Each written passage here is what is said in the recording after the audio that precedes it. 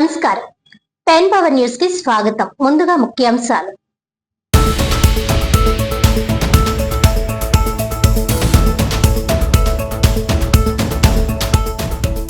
SC వర్గీకరణ దేశ చరిత్రలోనే దళితుల ఐక్యతపై అతిపెద్ద రాజకీయ కుట్ర. పిఠాపురంలో రాక్సన్ Mala Mahanadu national president doctor RS Ratnakar.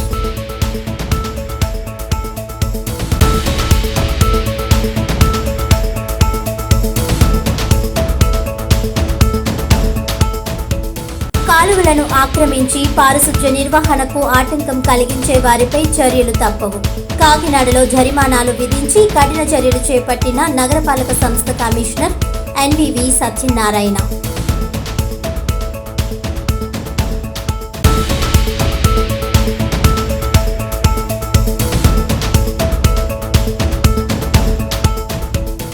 ఉప ముఖ్యమంత్రి పవన్ కళ్యాణ్ నియోజకవర్గం పిఠాపురంలో global star Ram Charan Peddi cinema సంబరాలు. భారీ కటౌట్లు, ఫ్లెక్సీలతో రామ్ చరణ్, బుచ్చిబాబు అభిమానుల ర్యాలీ.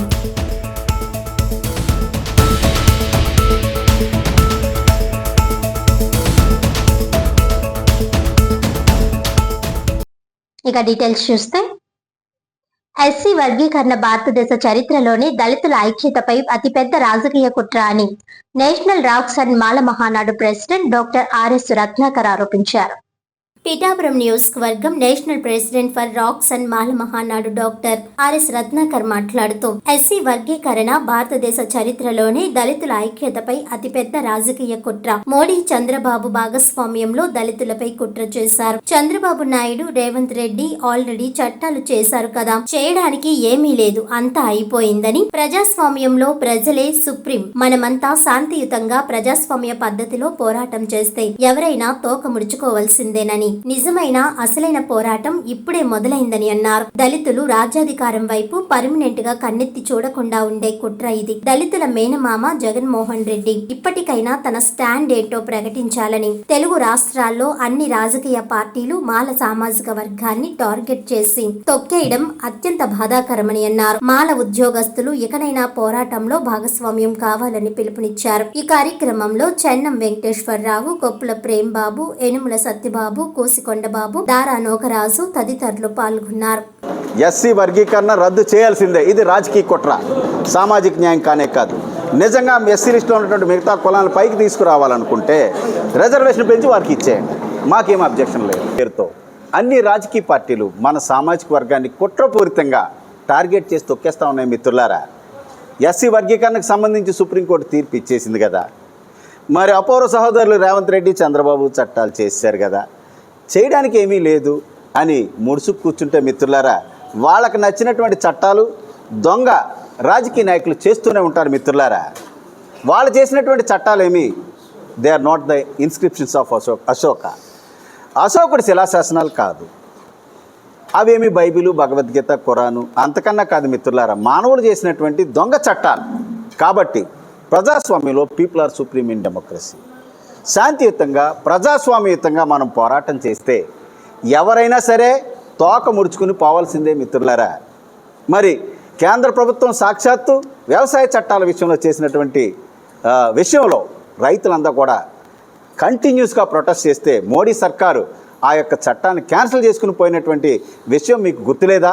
ఆ సంఘటన మీకు తెలియదా అని చెప్పేసి మిమ్మల్ని ప్రశ్నిస్తా ఉన్నాను మిత్రులారా.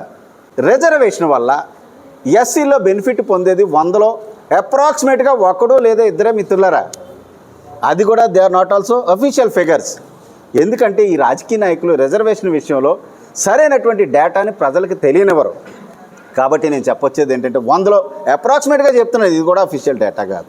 100లో 1కే 2కి ఇచ్చేటటువంటి ఈ బెనిఫిట్స్ని మన తెలుగు రాష్ట్రాల ముఖ్యమంత్రులు అపూర్వ సహోదరులు చంద్రబాబు నాయుడు, రేవంత్ రెడ్డి ఎలాగ 59 ఎస్సీ కులాలకు, తెలుగు రాష్ట్రాల్లో ఉన్నటువంటి ఎస్సీ కులాలకు సమంగా పంచుతారు?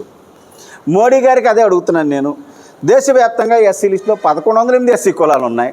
ఈ 100లో 2కి ఇచ్చేటటువంటి ఈ 2 సీట్లని సమంగా ఎలా పంచుతాడు? इस अवसर पर मोदी जी से मैं एक बताना चाहता हूँ. ఈ సందర్భంగా మోడీ గారికి నేను మాట చెప్పదలుచుకున్నాను. మోడీ जी, एससी लिस्ट में बाकी जातियों पर अगर आपको सच्चा प्यार है, अगर आपको सच्चा दोस्ती है और प्रेम है, आरक्षण 10% और बढ़ाकर बाकी जातियों को देना है, देना चाहिए मोदी जी, आप कर सकते तो काम करे, लेकिन దళిత జాతీయం को విభజిత నా करे మోడీ జీ. మీకు చేతనైతే ఈ 100లో ఇద్దరికి ఇచ్చే సీట్ని 10 పెంచి అందరికి ఇవ్వండి, అందరికీ న్యాయం చేయండి.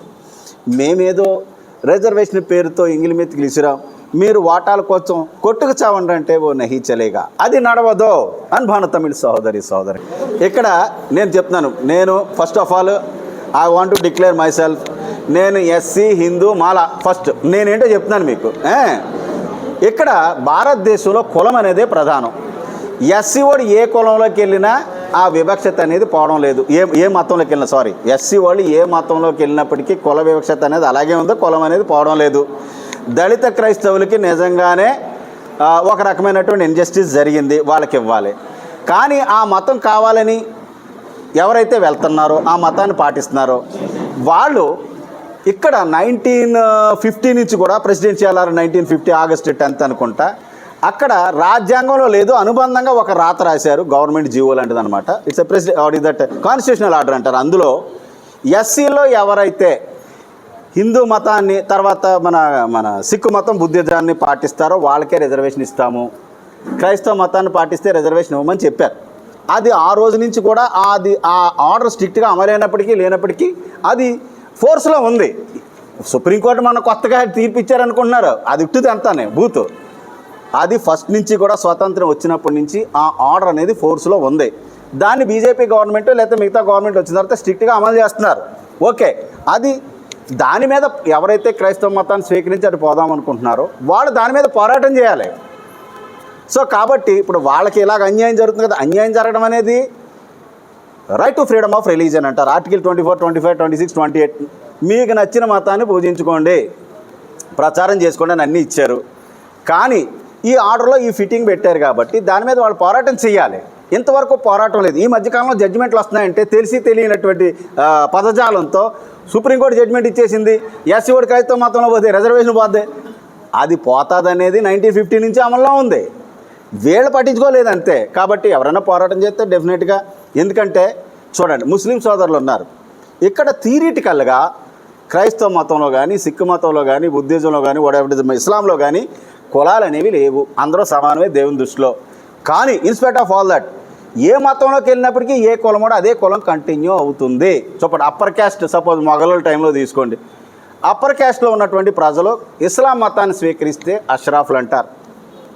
అలాగే బీసీ సోదరులు ఇస్లాం మతాన్ని స్వీకరిస్తే అజలాఫ్లు అంటారు. అలాగే ఎస్సీ వాళ్ళు ఎస్టీ వాళ్ళు స్వీకరిస్తే అర్జలు అంటారు. ఈ యొక్క స్ట్రాటిఫికేషన్ అనేది డెఫినెట్గా ఏ మతంలో మారినప్పటికీ ఉంది. క్రైస్తవ మతంలో లేనప్పటికీ వీళ్ళు అందులో పోయినా వాళ్ళని ఎస్సీలుగానే ట్రీట్ చేస్తున్నారు. వాళ్ళేం పాలస్తీనియన్ అవ్వట్లేదు, ఇజ్రాయేలీలు అంతకన్నా అవ్వట్లేదు. ఇవ్వాలి కానీ పోరాటం చేయాలి వాళ్ళు. జీవో ఎప్పటి నుంచో ఉంది, అది జీవో అంటే అదే కాన్స్టిట్యూషనల్ ఆర్డర్ ఉంది అది.